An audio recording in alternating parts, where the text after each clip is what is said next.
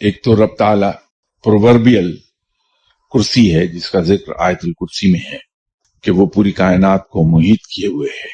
وہ رب تعالیٰ کی اومنی پریزنس اور رب تعالیٰ کی قدرت جو محیط ہے سب چیزوں پر، اس کو پرووربیلی اس نے ایکسپلین کیا ہے. ایک رب تعالیٰ کی ورچوئل نشست ہے جہاں بیٹھ کے شب معراج میں آپ صلی اللہ علیہ وسلم نے کے ساتھ رب تعالیٰ نے گفتگو کی. بات چیت کے دوران میں نے ایکسپلین کیا تھا کہ وہ عرش معلیٰ پر کہاں ہے.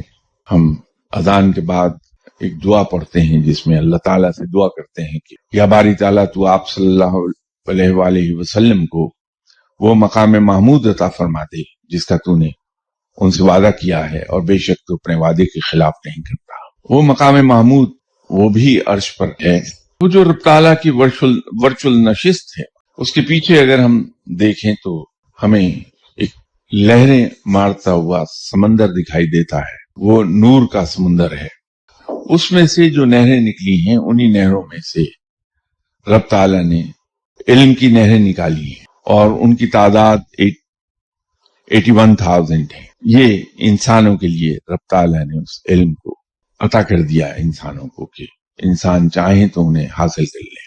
یہ اور بات ہے کہ انسان علم کی زیادتی سے بھٹک جاتا ہے تو علم کی زیادتی بھی انسان کو باز کر بھٹکا دیتی ہے. وہیں پر انسان کا گائیڈ اس کے کام آتا ہے.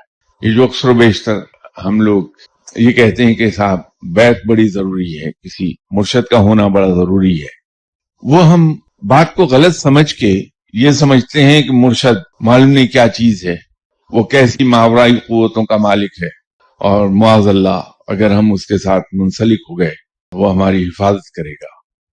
ایسا کچھ نہیں ہے. مرشد بھی میری اور آپ کی طرح کا ایک انسان ہے جو اللہ کا اتنا ہی محتاج ہے جتنے ہم.